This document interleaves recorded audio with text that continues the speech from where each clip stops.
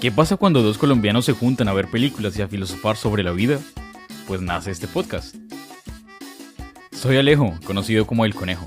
Y yo soy Jonathan, más conocido como Jonathan. Las películas son un medio para cuestionar y descubrir la sociedad, la realidad y de paso a nosotros mismos. Por eso, cada episodio elegimos una película y nos dejamos llevar por nuestras ideas, sin guiones, solo la reflexión sobre qué verdades universales se esconden tras historias que parecen simples. Si como a nosotros también le gusta el cine y debatir hasta quedar sin comentarios, acompáñenos en Sin Comentarios. Hallo, guten Tag. ¡Hallo! Buenas, perdón. Hallo a todo el mundo. Bueno, empezamos aquí hablando en alemán o otros en español, como quieran, porque efectivamente hoy vamos a hablar de Alemania. Bueno, ahora sí lo saludo bien. ¿Qué más, Alejo? ¿Cómo está? Todo bien, con un poco de hambre, pero bien. ¿Usted qué tal? Sí, claro, porque uno lo manda a comprar cosas y no las trae. Pero bueno, yo también tengo mucha hambre. Pero bueno, hoy tenemos un invitado muy especial. Que llegó tarde, porque esa es la consecuencia de invitar personas famosas. Sí, un gran influencer. 32.700 seguidores en Instagram, ¿no? Dios mío, ¿en serio? ¿Todos esos? No es que sea su fan, es que lo acabo de revisar. Para aquí decir el dato. Sí. Bueno, con nosotros hoy nos acompaña Rafael. Hola, Rafael. Buenas, ¿qué tal? ¿Cómo me les va? Gracias por la invitación. Yo no ni siquiera sabía yo mismo cuántos seguidores tenía. Ahí le boto el dato. Gracias. No, es bueno estar informado de mi propio canal, pero bueno. Es hora de conocerte a ti mismo. Uy, no, sí, es verdad. Eso me dice mi psicóloga. Bueno, hoy invitamos precisamente a Rafael porque él en su cuenta de Instagram hace videos muy interesantes acerca de la política en cualquier parte del mundo, especialmente en Colombia y en Alemania, que es donde vivimos, y acá en Dresden. Y hoy vamos a hablar de una película que tal vez, no sé, yo siento que ha pasado muy desapercibida, a pesar de que es una muy buena película. Y es de... ¿qué? Goodbye, Lenin. Eso. Adiós, Lenin. Eso lo iba a decir en español, pero se me metió el alemán y fue como, ¿qué?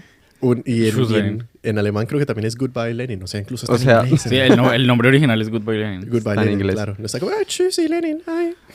Sí, bueno, ya esta es una película viejita, tiene más de 20 años. Sí, la película es 2003, de... ¿no? 2003, correcto. 2003. Salió el 13 de febrero de 2003. Sí, Wikipedia. pero bueno, entonces hoy nos vamos a meter con un tema denso, fuerte. ¿Cómo se sienten? ¿Preparados? Claro, siempre. Yo nací listo. Tenga miedo a morir, que no nazca. El que tenga miedo a morir con nazca, eso es verdad. Bueno, para empezar el debate yo les traigo una pregunta. ¿Ustedes creen que la caída del muro de Berlín significó realmente la integración de Alemania? ¿O solo impulsó el modelo occidental de Europa? ¿Alejo? Podemos dar un poco de contexto antes. Sí. Bueno, sí.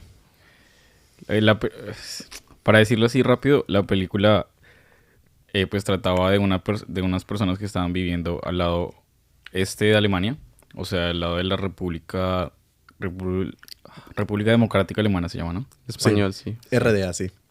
Es que, perdón, mi DDR. alemán me dice DDA. La DDR, Sí. ja. Deutsche Demokratische Republik. Uy. Y era una familia en la que al principio de la película muestran cómo el papá se fue al otro lado porque quería escapar.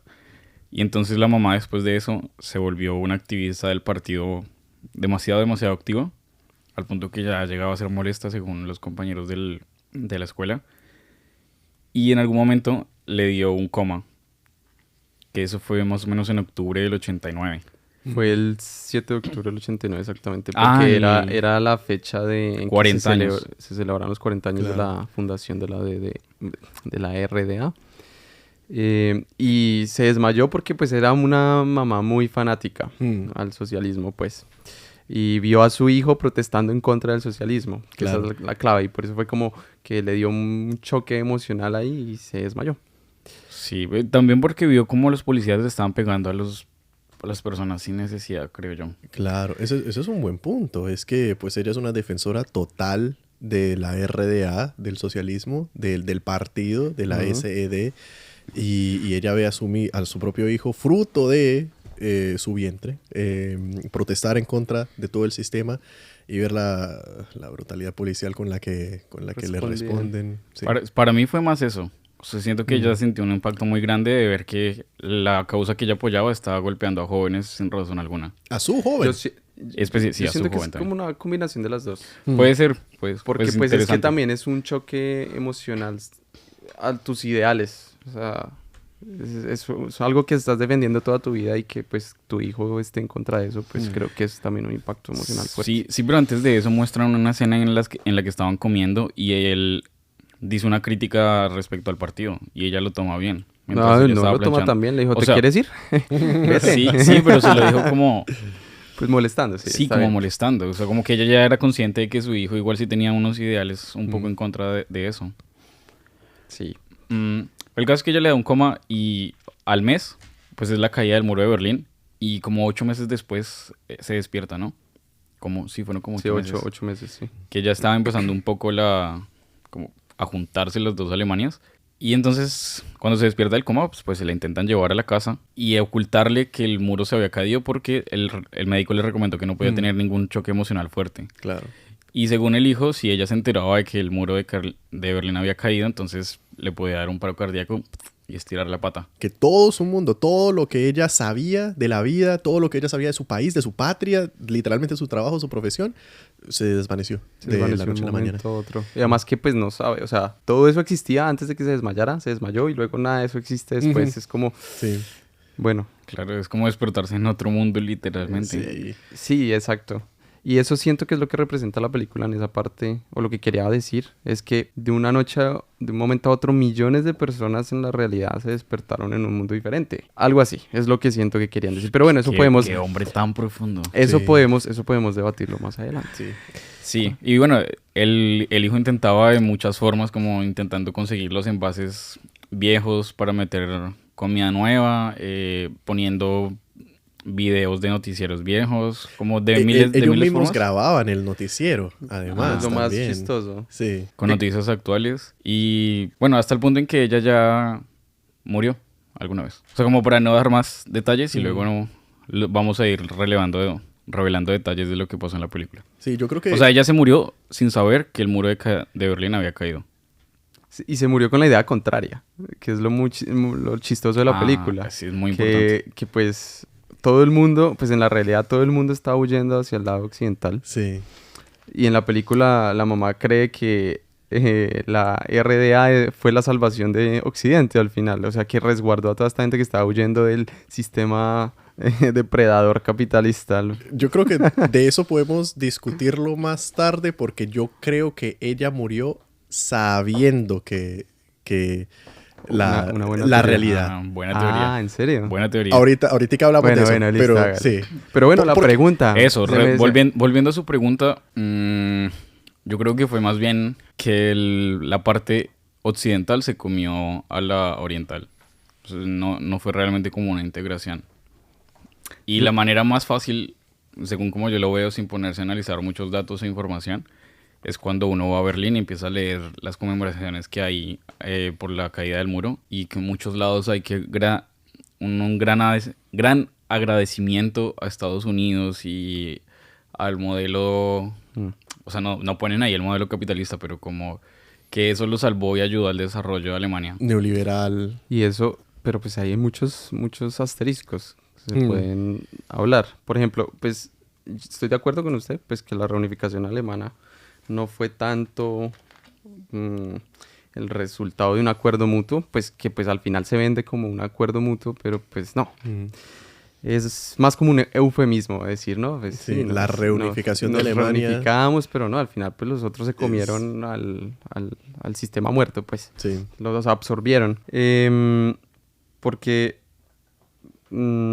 digamos que para darle asteriscos a lo que le estaba diciendo usted, digamos que acá tengo un dato que tras la reunificación de Alemania, más del 80% de las empresas del este fueron vendidas o cerradas. Claro. Allá se hizo una empresa o un instituto que se llamaba la Treuhandanstalt, algo así, que es como una fiduciaria que, bueno, maneja como las propiedades y eso, y empezaron a vender todas esas empresas y después de eso millones de personas se quedaron sin empleos. Exacto, bueno, eso es como uno de los asteriscos ahí que le pongo que, pues... Pero bueno, ¿por qué asterisco? No entiendo. Porque usted está diciendo que la gente estaba viendo a Estados Unidos como la salvación del sistema, pero al final no era así, porque pues estaban empezando a aplicar el sistema, o sea, comiéndose el sistema socialista, vendiendo todas las empresas que tal vez de una u otra manera sí podían funcionar. Pero no. O Yo no me refería oeste. a tanto a que en ese momento pensaran eso, sino que ahora en las pancartas oficiales como que se agradece mucho a que el muro de Berlín se haya caído y se haya traído el desarrollo a toda Alemania. Es lo que quiero. El discurso oficial en los monumentos del muro de la caída de Berlín intentan decir que gracias a eso Alemania se pudo desarrollar. Básicamente como los españoles que dicen que gracias a la colonización América Latina se pudo desarrollar.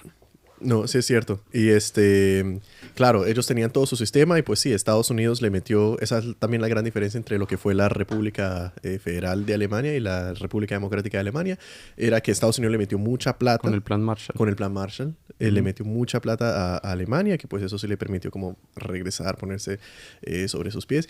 Y con la RDA, la Unión Soviética, era lo contrario, los castigó. La Unión Soviética decía como ustedes, pues siendo Alemania, sus mejores o trabajadores o sus recursos o sus fábricas o las empresas que ya existían acá o lo que sea, se nos van para Moscú, se van para Leningrado, San Petersburgo, y ustedes además nos tienen que pagar, nos tienen que dar retribuciones. O sea, la RDA, o sea, contrario a la otra parte que estaba recibiendo plata de Estados Unidos, no, ellos tenían que reembolsarle eso a la Unión Soviética también. Qué buen detalle, eso no lo sabía. No, yo tampoco. Bueno, y con este tema de que pues la cultura occidental se impuso de una u otra manera al este, yo siento que muchas personas del este empezaron a sentir como una pérdida cultural, pérdida de identidad muy rápidamente, muy de la noche a la mañana, pues lo que muestra ahí como con la película, la mamá, que es como la que representa ese sentimiento de... O el rector del colegio también. O el rector del colegio, por ejemplo. Que pues son personas que en la sociedad socialista de ese entonces eran relevantes, pero cuando llegó el cambio, pues se volvieron inservibles de un momento a otro. Y porque la República Federal de Alemania, o sea, el otro sistema, los llamó inservibles. Era como que, o sea, en la RDA existían empresas, existían fábricas, no eran los mejores. También su producción de carros no es que fuera mejor que, no sé, Mercedes o BMW, pero sí existían, y la República Federal de Alemania inmediatamente dijo, como estas fábricas o los empleados que tienen las fábricas o lo que sea, los reemplazamos con los nuestros. Sí. Entonces, en lugar de por ahí un trabajador, un ingeniero, un agrónomo, lo que sea, de Dresden, de Leipzig, de Rostock, lo reemplazan por uno de Colonia, uno de Düsseldorf, uno de Frankfurt. Porque es que yo creo que también el mensaje es que sí es como un tipo de colonización que siempre es, tenemos que borrar todo lo que parezca que estamos apreciando del otro lado. Es que ahí fue como empezó a meterse esta narrativa de que Occidente es mejor, por tanto, no sé, las personas que viven en Occidente son más inteligentes, tienen, no sé, mejores capacidades, están más preparadas para, pues que... Obviamente fue así, más preparadas para vivir en una economía de mercado libre. Y pues estos otros que pues, no sé, o sea, por más de que tuvieran formación y todo eso, de todas maneras los menospreciaron muchísimo por el simple hecho de que pues su pasado socialista, no sé, pasaron ahí cosas. Por mamertos. Por mamertos. Y ni siquiera que fuesen marmertos. Es que ese es el sistema. Yo también me pongo a pensar, y también eso es haber vivido aquí en el este de Alemania. Yo inicialmente viví 2 años y medio en Münster, en el oeste, en Renania del Norte, Westfalia, y de ahí me mudé para acá, para Sajonia. Yo ya llevo año y 3 meses viviendo en Sajonia. Estuve en Leipzig, estoy ahora viviendo en Dresden más de un año. Y escuchar las historias, escuchar a la gente, es como, o sea, esta era gente normal. absolutamente normal, ciudadanos normales, a los que sí les imponen este sistema y les imponen esta ideología, pero no es como que ellos, no sé, todos los días ellos estuviesen como dispuestos, no es como creo que Corea del Norte, que los ciudadanos literal tienen esta propaganda de que al momento en que yo vea a un gringo yo lo mato. No, la gente aquí en la... ¿no es así? No, la gente en la República Democrática de Alemania tenía sus vidas, sí, bajo el socialismo, pero no es como que ellos fueran, digamos, algo opuesto o que no tuviesen humanidad por vivir en un sistema socialista. O sea, Además, porque no necesariamente estaban de acuerdo. Exacto. O sea, hubo en múltiples casos, 1953, si no me equivoco, hubo protestas en contra del sistema, pero más que nada eran protestas basadas en las necesidades básicas de la gente. Hey, tengo hambre. O, no sé, como que no siento que mis necesidades básicas estén garantizadas en este sistema. Y sí, tú me puedes dar toda la ideología y la retórica de que somos una hermandad y que, no sé, todo es de todos y trabajamos es por el proletariado y todo, pero yo tengo hambre ahora. O sea, yo de ideologías no como. De ideología no como. Exacto. Menos mal en el modelo neoliberal, eso no pasa. No, para nada, claro. No, viva Trump. Obviamente no.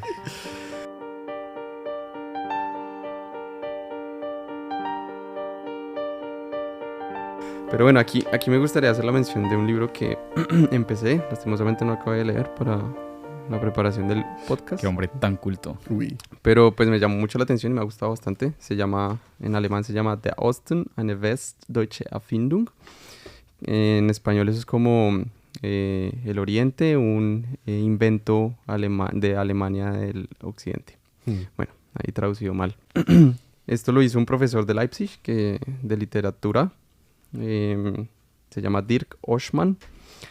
Bueno, lo que he leído es que el man dice que el este de Alemania no lo ven como una parte legítima de Alemania, sino como un problema a resolver, como un otro dentro de Alemania.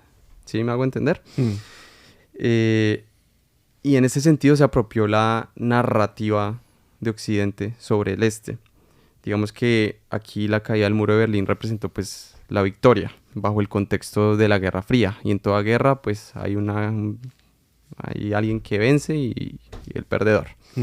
Y bajo ese sentido pues se pierde la oportunidad de crear un modelo que realmente integre a las dos partes. Porque usted está con la idea de un vencedor y un perdedor, entonces al perdedor lo tengo que, no sé, aplastar de la forma que sea, castigar en vez de uno aprovechar ese tipo de oportunidades que se abrió una ventana perfecta para, no sé, tratar de superar como esa diferencia histórica entre las dos de una manera un poco más humana. Como, sí, digamos, porque eso es una gran crítica que tiene, digamos, el proceso de la reunificación de Alemania, y es que la Grundgesetz, que es la constitución de la RFA, perdón, de la República Federal Alemana, o sea, la occidental, es que al final no se escribió ninguna nueva constitución, sino que se utilizó la constitución de la República Occidental. Y es como, ¿por qué? O sea, eso me parece un poquito loco. A mí me parece obvio. ¿Por qué? Porque el otro modelo es mejor. Y ya. Claro. Pero aún así, es como la reunificación no fue algo que, digamos, que beneficiara a todo el país. Algo que dijera como que, vea, ahora, digamos que automáticamente vamos a pensar como país, vamos a pensar en cómo desarrollamos aquí al este. No, yo creo que los primeros pensamientos, y también se puede ver en las acciones que tomaron las empresas y demás, fue cómo nos beneficiamos ahora del este, cómo le sacamos beneficio. Las empresas del occidente, una de ellas siendo Vonovia, que está en Bochum, con sede en Bochum, por allá en Renania del Norte-Westfalia. Eso es de arrendamientos, ¿no? Es de arrendamientos. Ellos son los dueños ellos compraron baratísimo, pero absolutamente baratísimo. Un dato que leí hace poco es que en Leipzig el 80% de las propiedades están bajo las manos de personas en el occidente. O de empresas del occidente. Claro. Eso me parece absurdo. Sí. Y todavía así, botando datos todavía, por ejemplo, en 2020, el Producto Interno Bruto de Alemania del oeste era el 79% del este. ¿Sí se entiende? Ah, claro. O sea que los estados que representan el oeste de Alemania, o sea, yendo de Schleswig-Holstein hasta Baviera, esos representaban el 79% de la economía alemana. No. Interno Bruto alemán. No, a ver, dice, el Producto Interior Bruto per cápita en el este de Alemania era el 79% del oeste. O sea, era un 20% menor, si lo digo bien. O sea, en el oeste la gente tiene... En el este, acá. En el este tienen menos plata. Menos plata, claro. Sí. También en promedio la gente tiene... O por ejemplo, el desempleo en el este es 6,7 y el promedio de Alemania es 5,3. O sea, creo que casi todos los datos socioeconómicos que uno mire... Acá todo es peor. Acá todo es peor. Y si usted los pone en un mapa, se aún muestra la diferencia geográfica. O sea, el mismo mapa de la RFA y la RDA se muestra. Y en todas las estadísticas, o la mayoría que he visto es eso. Sí, en educación universitaria, claro. El salario que se recibe, desempleo y evidentemente las votaciones. Como este año que hubo también votaciones del Bundestag. Sí. Había una división clarísima, a excepción de Berlín, que estaba ahí en el medio. Sí. Y un distrito en Leipzig. Un distrito. Y en Leipzig. En Leipzig, que votó por la izquierda, pero sí. y en Dresden, acá, el Grün. Acá ganó un distrito Neustadt. Pero en el Bundestag, no. Eso fue en la elección al Parlamento Europeo. Ok. Sí. Pero bueno, aquí... Me gustaría, antes de seguir avanzando con estos temas, es hablar sobre los estereotipos que tienen los alemanes del este encima. A ellos los llaman acá Ossis, que es como una palabra, obviamente... ¿Como osito? Claramente, osito. Esa no, osito. Claramente detona un significado negativo. Claro. Es como, no sé, en Colombia, ¿qué se me ocurre? Tenemos palabras, pero para vecinos, para países vecinos. Pero no, yo sé, montañero. Bueno, ahí está. Sí. O corroncho. Porque eso se suele usar contra los costeños y los costeños usan la palabra corroncho también. Bueno, cachaco es la palabra para... ¿Solo de Bogotá o para la gente del centro en general? Yo una vez escuché que era... como todo lo que no fuera costeño. Eso, claro. Yo también he escuchado eso. O sea, yo califico como cachaco. Bueno, el hecho es que todas estas palabras denotan algo negativo. Y usualmente es como que hay una diferencia de poder, ¿no? Entonces hay una élite que le puso ese apodo a otros, más vulnerables. Y digamos que con esta narrativa que estábamos hablando, que a los ciudadanos del este se empezó a verles como ciudadanos de segunda clase, pues... poco preparados para la economía, perezosos, tontos, xenófobos, y así. Y hasta llega el punto en que mucha gente dice, pues son nazis. Sí. Así, fácil. Incluso uno a veces cae en esa misma retórica, que es como que uno viviendo acá, uno a cada rato está diciendo, esto está lleno de nazis, neonazis, lo que sea, pero... Y uno sale un lunes, está un lunes por ahí en el centro de Dresden y llega toda la muchedumbre de gente por ahí con banderas celestes, con una flecha roja. Oros todos vestidos de negro. Eso de vestidos de negro confunde porque de por sí ya se visten de negro. Sí. En su vida diaria. Y el grupo antifascista también se viste de negro. Eso es verdad, sí. Hay dos bloques negros. Hay que saber con qué negro uno sea. Eso es verdad. No todos los negros son malos. ¡Ey! Sí, Oiga, sí, y siguiendo así como con el tema de la economía y esto, y tirando datos así, random. Yo había leído por ahí que más del 90% de las élites en Occidente... ¿El mundo occidente o el occidente de Alemania? Alemania, estamos hablando de Alemania. Alemania. Entonces, que más del 90% de las élites económicas y políticas de Alemania provienen del oeste, ¿sí? Y que eso genera que pues los medios, las grandes empresas, universidades, tengan una representación mínima por parte de personas del este, ¿sí me entiende? La gran parte de de directores de empresas y todas estas cosas vienen del oeste. Yo había leído por ahí que era como el 6% de personas de Alemania del Este eran las que estaban en cargos altos del gobierno y estas cosas. Vaya. Eso me parecía también Es terrible, sí. re loco. Tomando en cuenta que el este, yo asumo por ahí en una especulación, ahí no sé el número exacto, debe ser el 20% de la población de toda Alemania. Sí, sí. Más o menos por ahí va. Y ¿Cómo aquí se espera? ¿Quién tiene más población? El oeste tiene más población. El este claro. debe tener solo un 20%. De los 83 millones de alemanes, el este debe tener por ahí unos 20 millones por ahí. ¿Qué? Menos. En fin, no sé matemática. Y bueno, aquí ya es donde me gustaría meterme aquí con el tema de los paralelismos en Colombia. En otro realidad alternativa.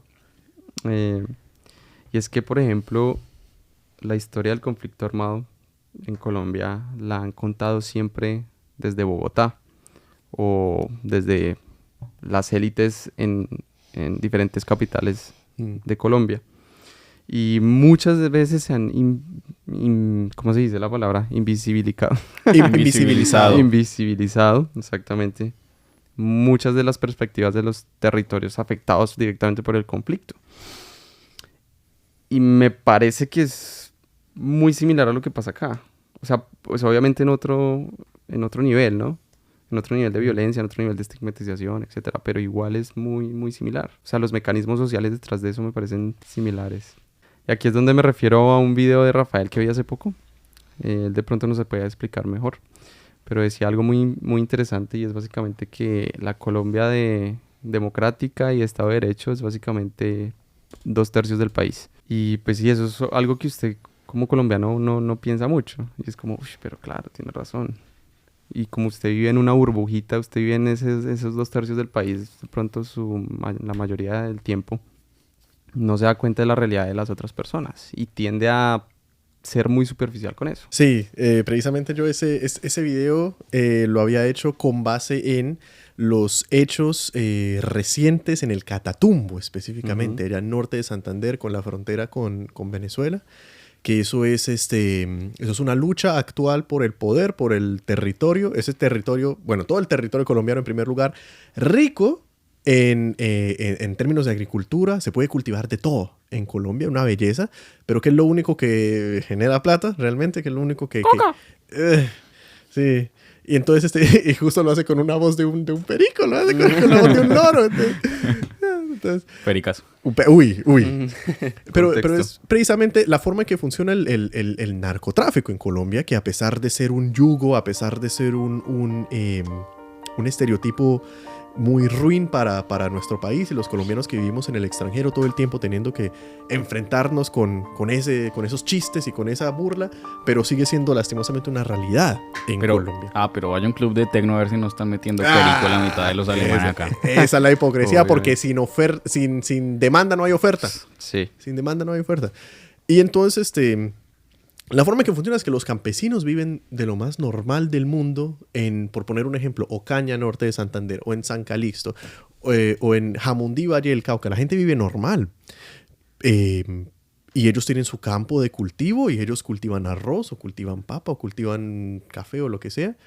¿Y cuánta plata van a ganar si ellos cultivan eso, se lo venden a una empresa, a un distribuidor y lo que sea? Se van a ganar tantos pesitos.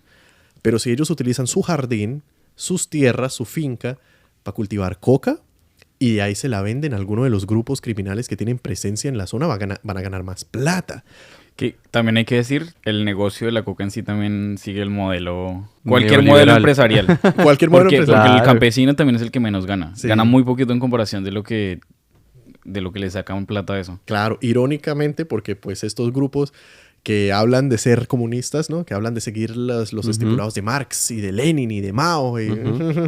Son tremendas empresas. Sí. Son corporaciones completas. Sí. Y entonces ese video que yo hice nace de precisamente los eventos en donde habrán sido como 30,000, 40,000 desplazados que dejó el Catatumbo. Ahorita, eso es en enero, febrero. Una cantidad enorme de desplazados los están metiendo al estadio del Cúcuta, o sea, porque no dan abasto. Y entonces por eso me dio la curiosidad de ver exactamente Ese es uno. Ese es tan solo uno. El Catatumbo es uno. Uno también escucha por allá de Tumaco, Nariño. Uno escucha del Chocó. Uno escucha del Cauca, de Arauca. Entonces me puse a investigar. ¿Dónde? ¿Dónde está la gente? ¿Dónde están los grupos armados ilegales en Colombia?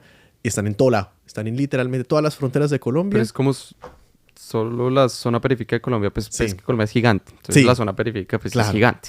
Sí. Entonces, en términos de terreno, lo cual es un dato terrible que entonces nos pone a pensar como colombianos, uy, o sea, ¿qué país tenemos? El 73% del territorio colombiano, no necesariamente la gente, porque la gran mayoría de las personas viven en Bogotá, en Medellín, en Cali, en Barranquilla, pero el 73% de la tierra en Colombia está en disputa entre pues, el Estado social de derecho que tenemos y los grupos armados ilegales. Y esa es la realidad del país y la realidad también de literalmente millones de personas en Colombia, de ciudadanos como todos nosotros. Yo nací en Bucaramanga, entonces yo digamos que estuve alejado en cierto modo del conflicto armado directo, o sea, del conflicto armado del ELN y demás. Pero sí, hay un gran número de ciudadanos colombianos para quienes ese es su día a día y ellos en cierto modo conviven con el grupo que controle esa zona. O sea, hay zonas que están pacíficas, no es porque haya presencia del Estado, sino todo lo contrario, porque se generó un subestado a mando del ELN, a mando de las disidencias de las FARC o del Clan del Golfo o lo que sea. Un protoestado. ahí. Hay sitios a los que la policía pues, o el ejército no puede entrar. Mm. La gente tampoco. Hay sitios en los que tienen como una cédula propia del lugar. Sí, Y hay peajes de la guerrilla y pues, solo ellos pueden decir si pasa o no pasa. claro. Entonces yo me pongo a pensar, los ciudadanos de Colombia que tenemos pasaporte colombiano y que se dice, no, miren que el pasaporte colombiano nos permite entrada a la zona Schengen sin visa. Mira, wow, la zona Schengen. Y hasta el año pasado el Reino Unido sin visa. Vaya, qué No chévere. alcancé a ir. Oiga, los ciudadanos colombianos prácticamente necesitamos visa, necesitamos permiso para entrar al Caguán. Ujú. O sea, prácticamente necesitamos permiso Es para entrar al loquísimo. Bichada, para entrar a Guainía, a Arauca, al Cauca. O sea, necesitamos permiso de los grupos armados que controlan esa zona. Eso que uno dice que vive en una burbuja en Colombia, pues creo que también era un poco lo que le pasaba entonces a los... Es que me confundo siempre entre este o este. A los del occidente de Alemania, que ellos vivían en otra realidad. Y contaban su historia y decían, obviamente esto es mejor, vamos a llevar este gran desarrollo a este otro lado. Que es muchas veces lo que intentan hacer en Colombia de los políticos, no sé, estudian de pronto en los Andes o incluso se van a Estados Unidos, Europa a estudiar, saben muchísima teoría, aprenden muchas mañas de corrupción, lo que sea, pero realmente desconocen qué es lo que piensa la gente que está viviendo allá. Y desconocen cómo funcionan los sistemas políticos que al parecer pueden llegar a ser diferentes dentro de esos territorios. Y los académicos intentan llevar un montón de soluciones sin hablar siempre con ellos. Creo yo que ha ido cambiando porque ahora ya no dependemos de que un canal de televisión vaya, sino que tenemos un montón de influencers o canales de YouTube o miles de periódicos en los que uno se puede informar. O sea, yo, por ejemplo, a mí me gusta mucho leer lo de Colombia 2020 del Espectador. Bueno, ahora cambió el nombre.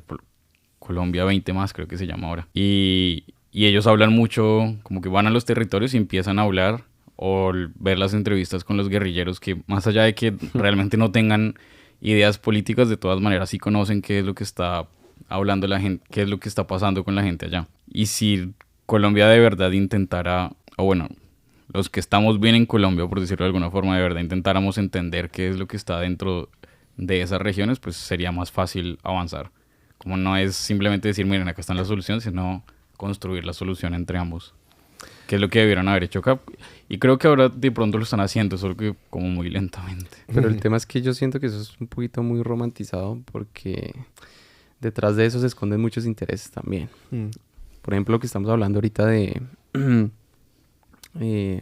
que esta gente cuando se reunificó, pues muchas empresas fueron rapiña de una vez a aprovecharse del negocio de comprar cosas baratas aquí en el este para pues en el futuro apropiarse de algún mercado. Y eso siento que es lo que pues pasa usualmente con estas zonas vulnerables y es que pues sí, llega un político que pues sí tiene buenas intenciones muy bien, pero que yo creo que usualmente simplemente son intereses detrás, muy bien estudiados, porque pendejos no son, que van y pues sí, hablan con la gente, son populistas, entonces, ay, sí, los apoyan y tales, pero al final detrás es que quieren, no sé, meterse allá en una empresa de petróleo o lo que sea, las acciones de una empresa pública ya en algún departamento, Chocó, en Bichada, lo que sea, ¿sí? Pues, por ejemplo, parte del debate de la legalización de la marihuana era cómo iba a funcionar el modelo de negocio detrás de eso. Que no sé muy bien, pero sé que querían restringir como qué participación podían tener empresas extranjeras en eso. Porque obviamente si legalizan la marihuana en Colombia, que incluso empezó traficando, fue marihuana, no coca. Fue luego que cambiaron. La bonanza. La bonanza marimbera. Sí. O sea, Colombia también tiene potencial en la marihuana, pero obviamente empresas... Otra vaina produce más plata. Sí, otra vaina produce más plata, pero los que tienen la plata para invertir de una vez no son las empresas colombianas. Son empresas que están en Estados Unidos o en Canadá o en cualquier otro lado.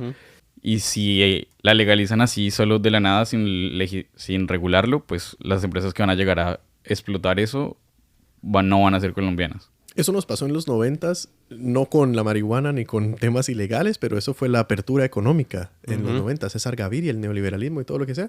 O sea, Colombia se abrió al mundo y dijo, miren, por fin el mercado colombiano está abierto para que vengan y haya libertad de comercio y todo. Y lo que pasó fue todas las empresas colombianas para el piso porque llegaron los gringos o llegaron los europeos, que eran los que sí tenían el poder económico.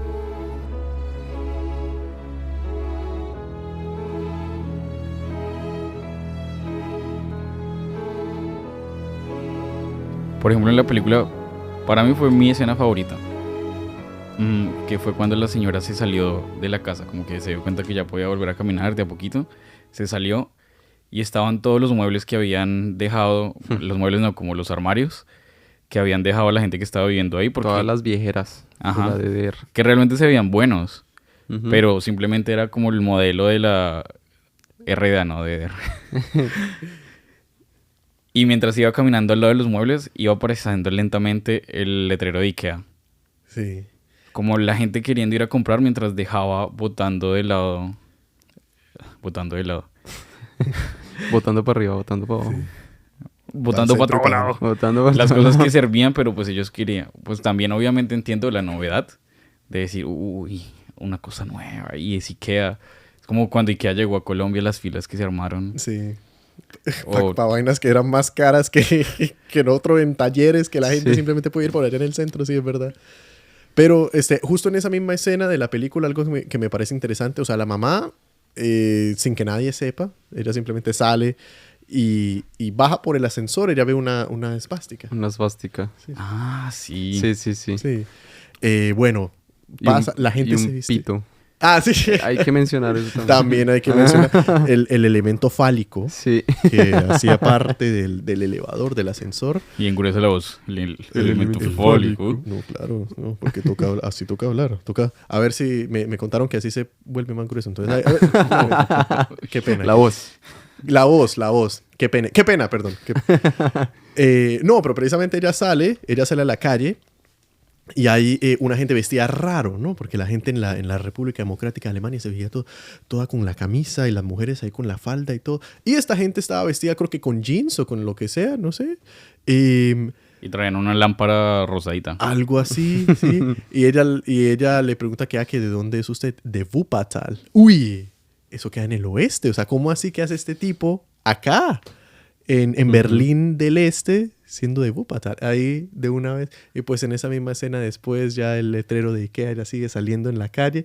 El helicóptero, que esa yo creo que es una de las escenas icónicas de la película. Sí. El helicóptero cargando o lo que queda de la estatua de Lenin. Sí, muy bueno. ¿Pero esa estatua todavía está en Berlín o no?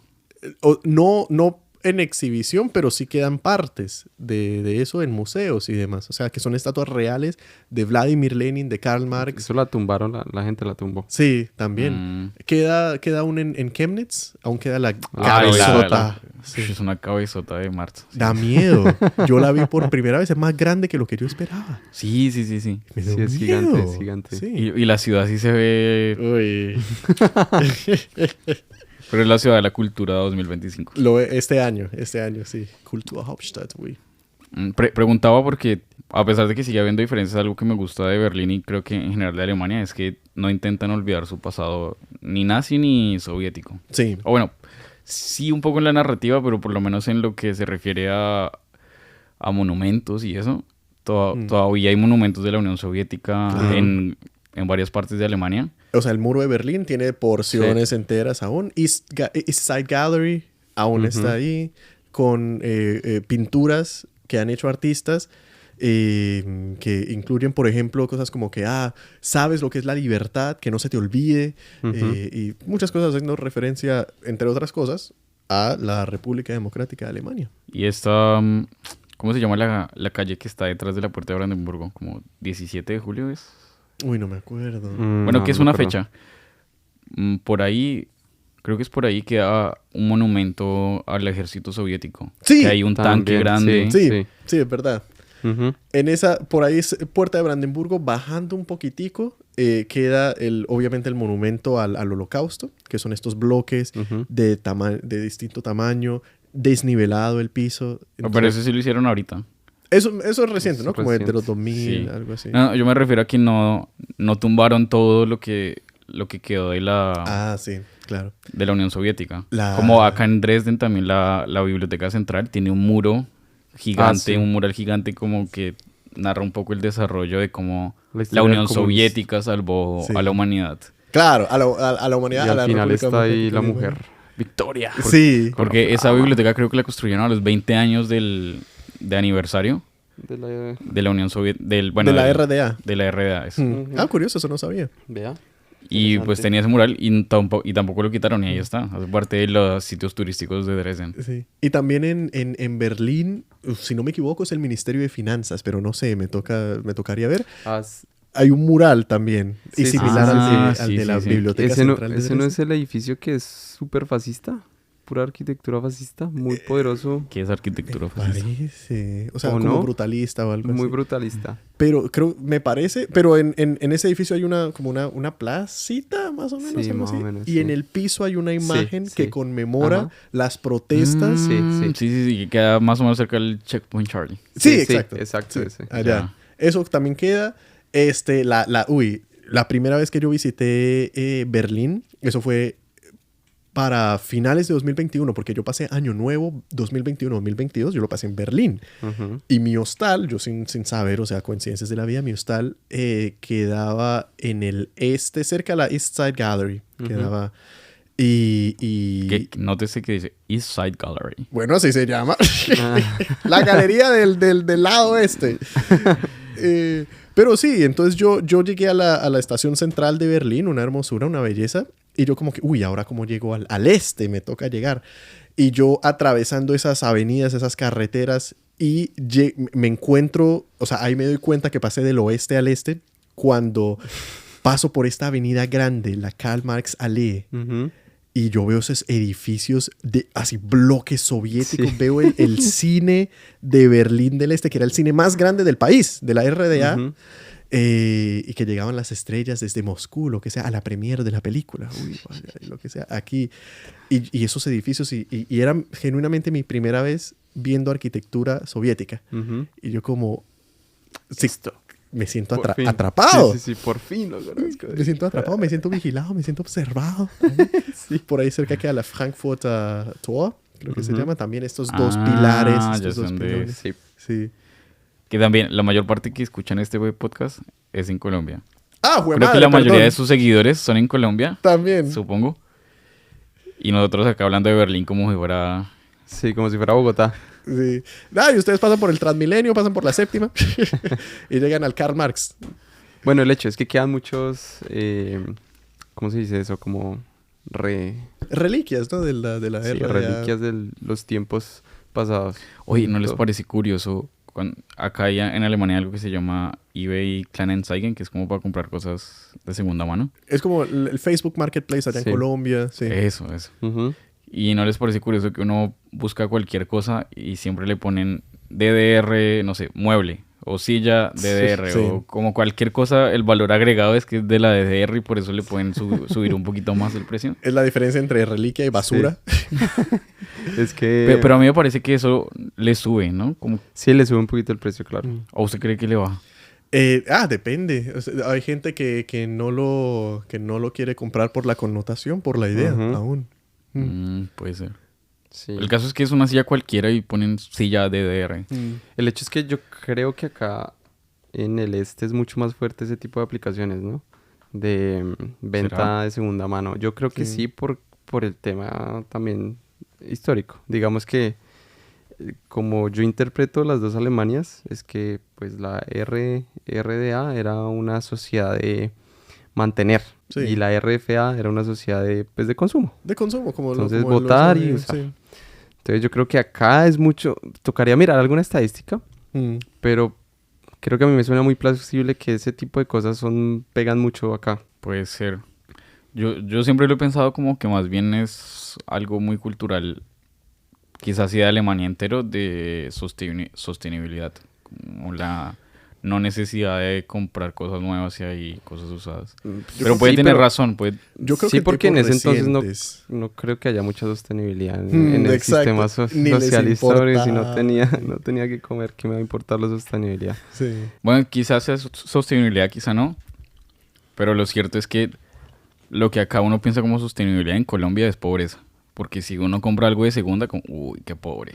Mm. Como, o compra ropa de segunda, no, porque eso se ve No. pobre. No, eso no se puede, no. Ay, vaya y dígale usted a su mamá que está usando ropa usada o algo. Ay.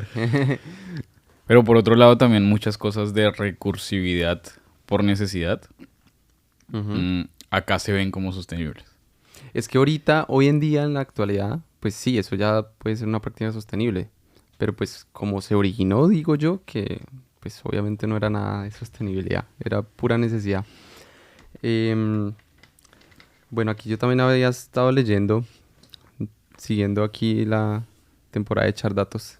Yo estaba viendo que en muchas ciudades pequeñas de acá de Alemania del Este, como Cottbus, ahora incluso Chemnitz, han perdido muchísima población joven. Porque se van o al occidente a estudiar en universidades de allá o pues sí, a grandes ciudades. Que Alemania A por sí estudiar. ya pierde mucha población joven, ¿no? En Sí. primer lugar, todo el país, sí. Bastante. Y eso es por la falta de oportunidades que, pues, como ya hemos mencionado muchas veces, existen en la Alemania del Este. Y eso me estaba llevando a pensar en este tipo de migración de la población joven que también pasa en Colombia. Donde, pues, no sé, uno también puede mirarlos. ¿Cómo se llama eso? El PIB per cápita de los estados aquí, como si fuera una Los república Estados federal. Unidos sí. de Colombia, Ojalá. año 1800. Ojalá De los algún día, departamentos. algún día yo abogo por la República Federal Colombiana. ¿no? Uy, Dicen sería ustedes- buenísimo. Usted sí. es el Putin colombiano, quiere Ah, volver, uy, no, como hace el Putin, no, ey. quiere volver a lo que una vez fue Colombia. Make Colombia gran. Again. Wow. Oiga, Eh, qué gran lema de política. Gracias. Me lo inventé yo solito. Y bueno, entre eso yo estaba viendo que Bogotá es casi 3 veces más, bueno, yo creo que incluso más. O sea, su PIB es mucho más alto que regiones enteras como el Chocó, La Guajira y bueno, entre otras. Creo que ocupa como el tercer lugar en la lista ¿Bogotá a nivel nacional o...? per cápita. Ah, per cápita. Bueno, pero yo asumo que debe ser el primero, ¿no? Bueno. Ese dato no lo tengo, pero... Es que yo había visto que el Meta, por el tema del petróleo y todas estas cosas, las regalías y toda esa vaina, le entra bastante dinero. Y porque como tiene menos población, pues el per cápita aumenta. Pero digamos que, sí, digamos en términos generales, Bogotá debería ser el primero. Pues vea, Nacional. hay así buscando rápido en Google, dice que el PIB nacional del país se concentra en 4 departamentos con el 60,%. 60,3%, qué idiota. 60,3%. del cual Bogotá sola hace el 25%. Es un cuarto del país. En PIB solito, Bogotá es el número 1, efectivamente. Solo... Es el 25%. Y le sigue Antioquia, que es Sí. un departamento completo con 14. O sea, le lleva 10 puntos para Sí. 2024. Sí, Bogotá son 91.000 millones de dólares en Producto Interno Bruto. Antioquia, y esos Antioquia incluyendo Medellín, incluyendo Envigado, incluyendo Bello, incluyendo todo lo que hay que incluir, 53.000 millones. O sea, está casi la mitad. Ahora, yo pregunto, si calculamos el PIB per cápita incluyendo el negocio de la coca, Ah, bueno, No, uy, bueno. Yo tengo aquí PIB per cápita, ya también bueno, lo que es el PIB per cápita, ¿no? Dividiendo por la población y demás. Y ahí sí es verdad, Bogotá cae no a la tercera, a la cuarta posición. Porque el departamento que está de número 1 en PIB per cápita en Colombia es el Valle del Cauca. Valle del Cauca. Pero tiene sentido, ¿no? Con Cali, con Buenaventura. Claro. Sí. Buenaventura. Claro, la capital. Pero bueno, estos datos... Son ¿qué nos datos, dices? son datos y hay que darlos. Exacto. Sí. Pero ahí vería vendría la pregunta, o sea, ¿cómo afecta todo este tipo de cosas la identidad de las personas en estas regiones como marginadas? O sea, haciendo el paralelo en Colombia y de ser posible acá también en Alemania. ¿Cómo sería eso? ¿Cómo creen ustedes? Uy, bueno, yo creo que las diferencias culturales en Colombia, yo creo que se pueden dividir no por departamentos, sino por regiones enteras, así como acá existe que el este, y el este son 5 estados, si no me equivoco, ¿sí, no? ¿Calculo bien? Sí. El este Sí, tiene ¿no? Usted 5 diga que estados. sí, no Sí, importa. sí. Pues- Nadie le va a verificar, no, son 6. ¡Ay, no, se equivocó! ¡Ay! No, bueno, de pronto sí. A Rafael sí. No, sí, sí. No, la gente jode por todo. Pero yo creo que en Colombia tenemos la costa, los costeños, y yo creo que alguien de Cartagena, con alguien de Riohacha, con alguien no sé, de Soledad Atlántico, deben tener mucho más en común, o se deben sentir mucho más en casa, en su salsa, que con un santanderiano. O sea, yo creo que Santander y Norte de Santander, por ahí debemos tener nuestras similitudes que en cierto modo nos medio, así entre comillas, por decirlo, porque no creo que sea tan grave como acá, pero nos medio segrega de un pastuso, de un vallecaucano, de un costeño, yo me imagino que... Además que, yo creo que la mayor diferencia también que hay es San Andrés y Providencia y Santa Catalina. Esa gente habla inglés incluso. Creol. Sí, ciudadanos colombianos, pero que están por allá, más cerca de Nicaragua que de nosotros geográficamente, culturalmente más cerca de Jamaica y de Belice que de cualquier otro país hispano, pero son ciudadanos de la República de Colombia. Y nos cobran la entrada. Ah, sí, me enteré también. Ush. Sí, Colombia ama los peajes, ¿no? Sí, no. Ah, no, sí, me parece una tristeza. Eso no tiene nada que ver con el tema, pero ahora que lo digo, Pues madre, Sarmiento Angulo, desde Dresden. Te maldigo. Te maldigo, como Luis dijo Carlos. Chávez. Te maldigo, Luis Carlos Sarmiento Angulo. Sí, porque la gente cree que es normal que haya peajes en las carreteras y no, o sea, no es normal que eso funcione así, pero Como el Sigamos, 4 sigamos. Como el 4 por 1000. Todo es Que era temporal. temporal, ¿no? Es temporal. Es temporal el 4 por 1000. Pero bueno, entonces no hemos respuesto a la pregunta. ¿Por qué la gente se siente marginada? A mí me parece que, y uno ve también la historia de Colombia, todo es escrito desde Bogotá. Todos son plumazos o decretos presidenciales desde Bogotá. La mayoría de los presidentes que hemos tenido en Colombia son de Bogotá y tan solo pocas regiones han tenido algo que decir al respecto. O sea, dentro de la misma. Yo creo que la región andina en general, incluso también si uno mira mapas de así como oeste, en Colombia pasa con la región andina. Sí, es cierto. Tiene muchísima diferencia respecto a los demás, respecto a las demás regiones, pero muchísima. Exacto. Incluso acá les tengo el dato que de la República de Colombia, o sea, estoy hablando de 1886 a hoy, o sea, el país que somos hoy. ¿Qué somos? Uy. Ah. Mentira. 14 presidentes de un total de... ¿Cuál es la base de datos que tengo acá? De un total de 37, 14 provienen de Bogotá. La mitad. De los Rosales. Sí, por allá de Chapinero y Ajá. del norte. Le sigue Antioquia con 5. 5 presidentes de Colombia han sido de Antioquia. Boyacá, Valle del Cauca, Norte de Santander. O sea, la región andina.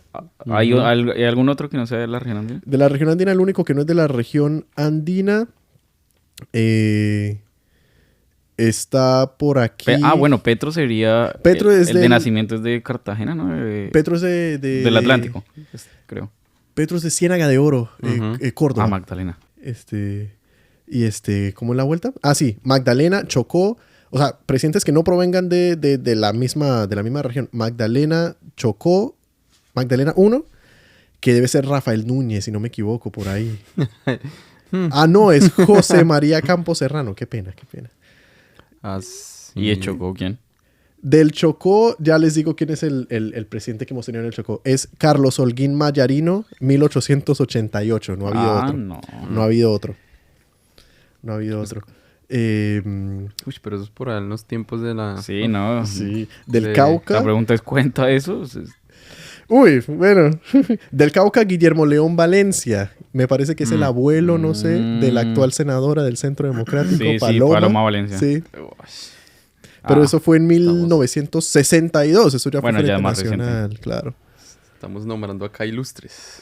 Uy, no, que Colombia en términos de presidentes tenemos un montón de ilustres por ahí. Bueno, pero el caso sí hay una diferencia demasiado marcada entre la región andina y las otras 5 regiones, que son 600. Ajá. Claro. Y no solo es eso, o sea, si hay una diferencia, aparte ya de regiones y culturas y lo que sea, ya es una diferencia también marcada económicamente entre élites y pobres, ¿sí? Entre ricos y pobres. La misma disyuntiva de siempre, Sí. pero que pues allá está también muy intensificada por el tema de la estratificación, etcétera, etcétera, etcétera. Y el colombiano es muy clasista, ¿sí? Y lo que estamos mencionando, por ejemplo, de los OSIS, que yo creo que eso es lo que les pasa acá a ellos también, es que en el occidente ellos son muy clasistas con los del este. Los ven como pobres, inservibles, etcétera, etcétera, etcétera. Y es lo mismo que pasa en Colombia, de una u otra forma, con el clasismo. Sí, algo también curioso del sistema socialista es que precisamente la riqueza era vista con una connotación negativa. Todos tenemos que ser igual, todos que tenemos que ser lo mismo, somos una hermandad y todo. Y entonces por eso también se tiene como medio la connotación de que la riqueza es mala y demás, ser multimillonario es malo. Pero cuando la gente tiene hambre, cuando la gente no tiene sus necesidades básicas establecidas, pues en ese caso entonces ellos también dudan del mismo sistema de cómo así entonces la gente allá en el oeste, si es que les llegaba la señal de televisión, si es que podían ver alguna serie que les llegara a través de satélite desde el oeste, pues ellos veían a la gente con un nuevo carro, veían a la gente comiendo, veían a la gente cenando y se ponían a dudar también de qué tipo de sistema es el que estamos viviendo vosotros. ¿En serio es mejor este? Sí. ¿Sabe qué me parece interesante de la película? Volviendo a la película otra vez. La muchacha estaba estudiando... Bueno, no me acuerdo qué estaba estudiando, pero estaba estudiando en la universidad. Y después de la caída del muro resultó trabajando en Burger King. Entonces ahora tenía una libertad financiera y pues bueno, no es nada en contra de trabajar en Burger King, porque como dicen por ahí, todos los trabajos son respetables, pero en un mundo en el que se supone uno debe estudiar para poder como desarrollarse más, ella que ya estaba en medio de esa oportunidad, le tocó dejarlo. Bueno, nunca explicaron realmente por qué, pero pues resultó siendo esclava del sistema, si así se puede llamar. Se compró una cama de bronceado también. Ah, sí. Sí, sin necesidad. Sí, eso es bastante interesante. Yo también estaba viendo, pues en la película, pues con lo de la mamá, digamos que ella es muy idealista, ¿no? Y yo creo que pues muchas personas son, o incluso somos idealistas en diferentes temas, lo que sea. Y creo que acá en el este de Alemania, digamos que las viejas generaciones son muy idealistas con la RDA. Porque yo estaba viendo también datos por ahí, había una encuesta que como que el 40% de los alemanes pensaban que habían cosas muy buenas de la RDA, algo así. Y esto alimenta una cosa que acá se llama como la nostalgia, que es como si este pensamiento, no, que no todo era malo, sí, que vivíamos bien, no teníamos que matarnos tanto para poder sobrevivir, sí. por lo menos tenían un techo donde vivir, etcétera, etcétera. ¿Sí? Digamos que ahora con el nuevo sistema, pues ya les tocaba muchísimo más difícil, más duro. Por el tema de la vivienda, por lo menos. Sí, definitivamente. Bueno, pero hasta ahora hemos hablado mucho. Yo creo que cosas muy interesantes, pero deberíamos hacer una pequeña pausa y retomamos en un siguiente capítulo. ¿Qué les parece? Me parece, parece, listo. sí, sí. Entonces, la próxima semana, mismo lugar, no, fecha no, pero misma hora. Eso. Ahora ¿no? mismas personas. Sí, mismos oyentes, o quizá más nuevos. Ojalá que sean más nuevos, claro que sí. En cualquier caso, pues muchas gracias por llegar hasta este punto del podcast. Que tenga una bonita semana, o una bonita noche, un bonito día. Y hasta luego. Momento. Dejen sus comentarios, así sea para dar palo. Está bien. Críticas se reciben. Todo eso sirve. Si llegaron hasta acá, comenten gracias, Rafael. Ah, sí. Sí, sí. Si quieren que vuelva a un capítulo, díganlo también. Bueno, Cualquier caso. la próxima. Gracias, Rafael, por venir. Gracias a ustedes por invitarme. Y nos vemos la otra Muchísimas semana. gracias. La próxima semana nos vemos Hasta acá. la próxima semana. Listo. Chao. Chao.